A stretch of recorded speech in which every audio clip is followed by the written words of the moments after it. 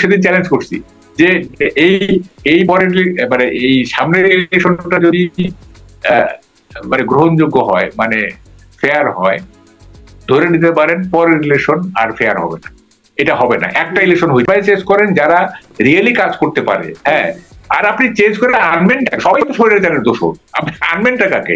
যারা স্কিল, যারা মানে প্রফেশনাল, তারা তো সবাই স্বৈরাচারের দোষ। একজন চালাক লোক 1000 লোককে বোকা বানাইতে পারে, মানে যদি সে সত্যি বুদ্ধিমান হয়। হ্যাঁ, তো সেরকম হয়তো কিছু বুদ্ধিমান লোক এগুলি করতেছে, যারা এই গভর্নমেন্টকে উৎখাত করতে চায় বা এই গভর্নমেন্ট। আপনি যেটি বলছিলেন এটা সব সময়, মানে যখন আওয়ামী লীগ সরকার ছিল তখনও দেখেছি যে ন্যূনতম বেতন 25,000 টাকা করতে হবে, এরকম কারণেও তখন অনেক ভাঙচুর হয়েছে। তখনও আসলে বিরোধী পক্ষ যারা থাকেন তাদেরকে দোষারোপ করা হয়েছে। মানে তাহলে কোনো পরিবর্তনের কিছু নাই, সব সময় চলমান ষড়যন্ত্র। আপনি পরিবর্তন শুনেন, আমি আপনাকে বলি, আমি লাস্ট কথাটা বলে দিই আপনাকে, এগুলো আমি টেলিভিশনে বলতেছি 10 বছর যাব। সেটা হচ্ছে যে বাংলাদেশের যে সংকট, এই সংকটের দুইটা সমাধান আছে, ঠিক আছে? একটা কোনোদিনও সম্ভব না, কারণ ওইটা একটু সার্কাস্টিক। সেটা হলো যে ডিভাইন ইন্টারভেনশন যদি হয়, মানে স্বর্গ থেকে কেউ নেমে সব ঠিকঠাক করে দিয়ে দেবে, তো এটা তো ধরে যে কোনোদিনও হবে না। সেকেন্ড হচ্ছে, you don't have any radical solution or an immediate solution or even mid-term solution. You have a solution, long-term solution. এটা হচ্ছে evolutionary process. কোনো radical solution নাই, বিবর্তনমূলক। Like Dutch and the Danish, তারা ওভার দি সেঞ্চুরি সভ্য হয়েছে। হ্যাঁ, আগে তারা পাইরেটেড ছিল, জলদস্যু ছিল, ডাকাতি করছে, এই করছে সেই করছে, কিন্তু তারা এখন সিভিলাইজ লাইক এনিথিং। হ্যাঁ, কিভাবে হয়েছে? এটা বিবর্তনের মাধ্যমে, ওভার দি সেঞ্চুরি। আমাদেরকে will have to wait for centuries together to be civilise. তখন যদি আমরা এই যে এগুলি যে হবে না, আমরা যে এই যে চিন্তিত, এই যে আমরা ওয়ে আউট খুঁজি, আমরা যে ওয়ে আউট খুঁজি, বলি যে এইটা করলে হয়ে যাবে, ইলেক্টেড গভর্নমেন্ট হইলে সব ঠিক হয়ে যাবে। আমি তো সেদিন চ্যালেঞ্জ করছি যে এই পরের মানে এই সামনের ইলেকশনটা যদি মানে গ্রহণযোগ্য হয়, মানে ফেয়ার হয়, ধরে নিতে পারেন পরের ইলেকশন আর ফেয়ার হবে না। এটা হবে না, একটা ইলেকশন হইতে পারে। কারণ আমাদের এখানে তো ক্ষমতা ছাড়ার কোনো প্রবণতা নেই। এটা কি ওভারনাইট হবে? আপনি মানুষ চেঞ্জ হবে? It needs a cultural revolution. আপনি পলিটিক্যাল রেভলিউশন করতেছেন কেন? আপনি পলিটিক্যাল আন্দোলন করতেন, আপনি করবেন কালচারাল আন্দোলন, কালচারাল রেভলিউশন। মানুষের মনোজগৎকে ঠিক করবেন আপনি খামাখা পলিটিক্যাল মুভমেন্ট করে একটারে সরাই আরেকটা বসাইতেছেন, একটারে সরাই আরেকটা বসাইতেছেন, একই জিনিস চলতেছে। আপনার যতক্ষণ পর্যন্ত মানুষের মধ্যে সাংস্কৃতিক চেতনা না আসবে, মানুষের মধ্যে যখন পলিটিক্যাল কালচার ডেভেলপ না করবে, আপনি সরাবেন, আসবে যাবে, হ্যাঁ, এটা কিছুই হবে না। মানে যেটি আপনি বলছিলেন শতক ধরে কাজ করতে হবে।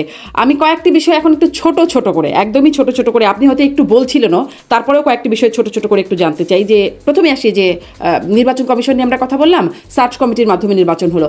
সার্চ কমিটি 10 জনের নাম দিল, 5 জন হলো চূড়ান্ত, বাকি 5 জনের নাম কি জানতে পেরেছেন? গত কমিশনগুলোতে বাকি 5 জনের নাম জানবার জন্য বদিউল আলম মজুমদার যথেষ্ট চেষ্টা করেছেন, আমি তাকেও এই প্রশ্নটি করেছিলাম, তিনি বলছেন তিনি জানতে পারেন নাই। আপনি কি জানতে পেরেছেন কারা আছে বাকি 5 জনে? আর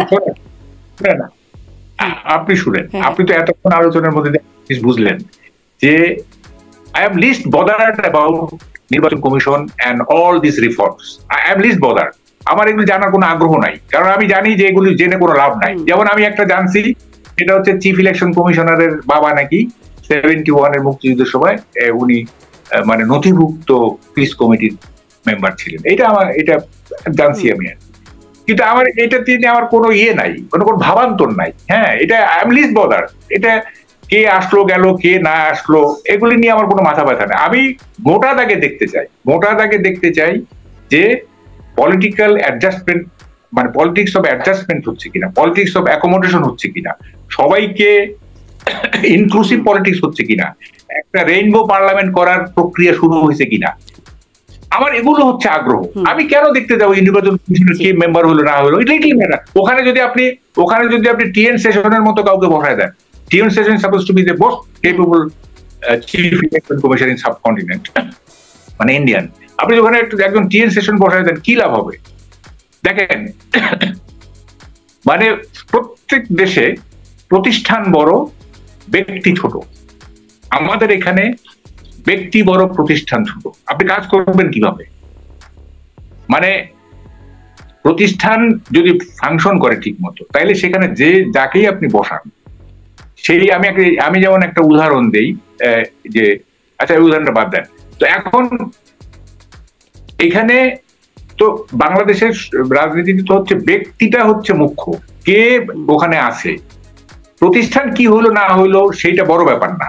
এটা প্রতিষ্ঠানকে প্রভাবিত করবে, প্রতিষ্ঠানে এক পয়সা মূল্য নাই, হ্যাঁ, মানে একেবারেই মূল্য নাই। এবং যেহেতু ডেমোক্রেটিক ইনস্টিটিউশন গুলো গড়ে ওঠে নাই, আপনি দেখেন এই দেশে কতগুলো আপনার কনস্টিটিউশনাল বডি আছে, কতগুলোতে আছে দেখেন, নির্বাচন commission, public service commission, human right commission, anti corruption commission, এইটা তথ্য কমিশন, অমুক তমুক, কত কনস্টিটিউশনাল বডি আছে। লাভ কিছু হয়েছে? কারণ দে আর ডিসফাংশনাল।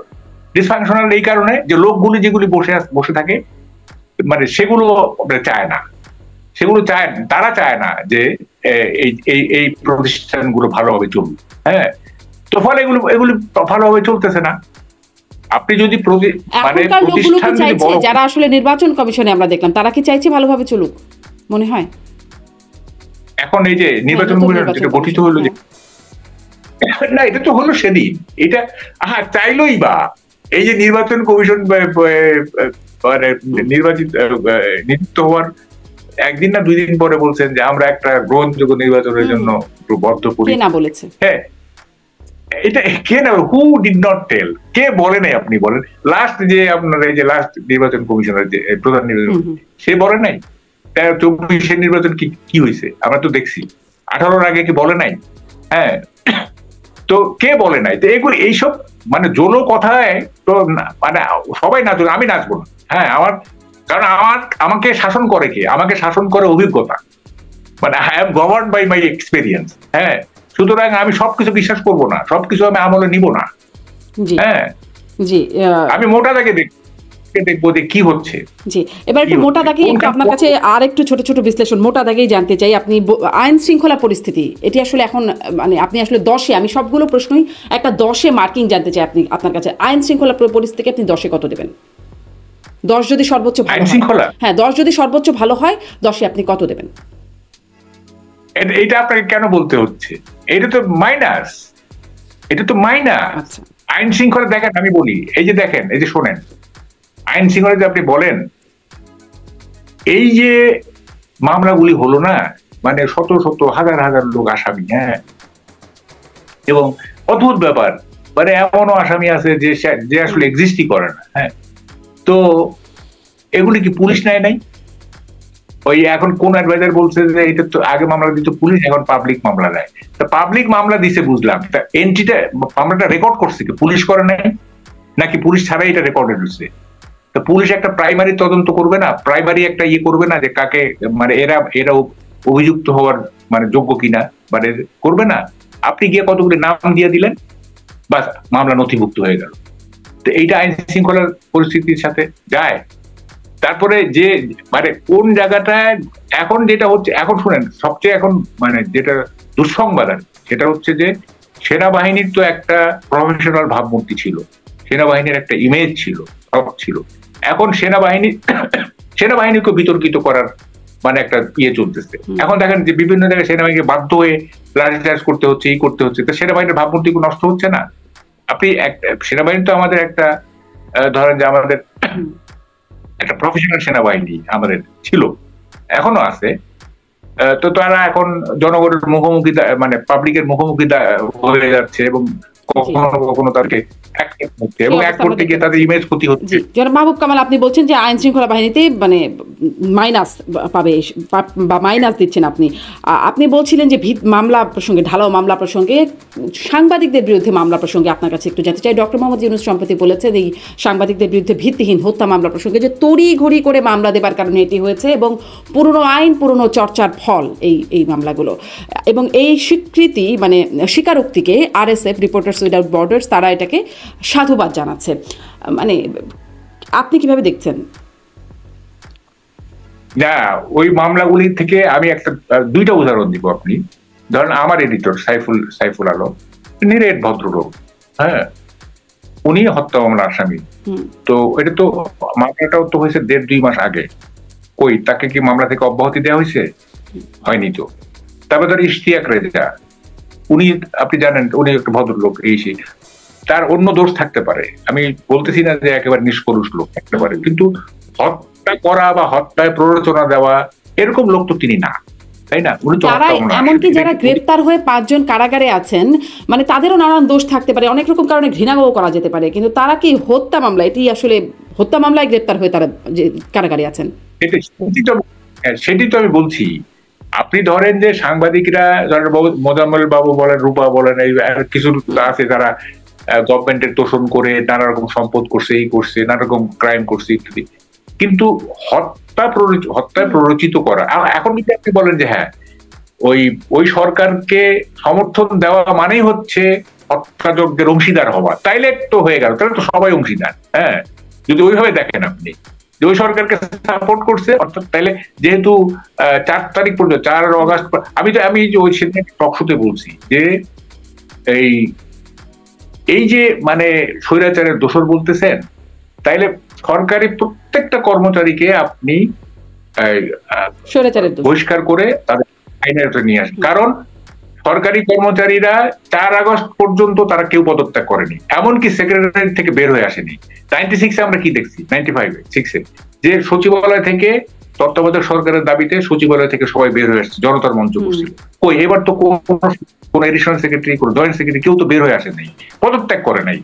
তাইলে যেহেতু তারা পদত্যাগ করে নাই, ইভেন মানে 5 তারিখ সকালেও করে নাই, হ্যাঁ, তাইলে বুঝতে হবে যে তারা চাইছে যে সরকার ফাংশন করুক, সরকার কন্টিনিউ করুক, তাই না? তাহলে তারা স্বৈরাচারের দোষর, তো সবাইকে বরখাস্ত করে আইনের একটু নিয়ে আসেন, তাই না? তো এইভাবে তো একটা রাষ্ট্র আপনি চালাইতে পারবেন না, তাই না? আপনি যাকে তাকে আপনি স্বৈরাচারের দোষর বলে হত্যা মামলা দিয়ে দিবেন, হ্যাঁ, এবং এটা তো হাস্যকর হয়ে গেছে। এখন ওই প্রফেসর ইউনূস বলছেন ঠিক আছে, এগুলি এইসব মামলা উইথড্র করেন, এগুলি তো রাখতেছেন কি জন্য? হ্যাঁ, এগুলি বিচার বিভাগকেও আপনি আসলে কিভাবে মূল্যায়ন করবেন, বিচার বিভাগের কাজকেও কিভাবে মূল্যায়ন করবেন, সেখানেও আপনি 10-এ কত দিবেন?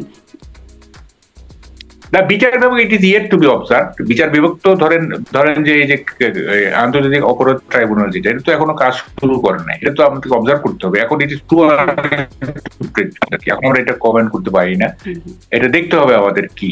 হ্যাঁ, তো যে এই যে মানে হত্যা মামলাগুলো করে টোরে মানে এক ধরনের বিষয়টুকু নষ্ট হয়ে গেছে সরকারের। হ্যাঁ, এখন এইগুলো থেকে মুক্ত হইতে হবে, তাদেরকে যারা যে সমস্ত মামলার মেরিট নাই সেগুলোকে করতে হবে, হ্যাঁ, খারিজ করে দিতে হবে। জি, দেখা যাক সেটি আসলে করে কিনা। আমি শেষ করব মাহবুব কামাল, যে আপনি যদি শেষ বক্তব্যটা শেষ করেন। আমি কি বলবো, we hope for the best and prepare for the worst, এবং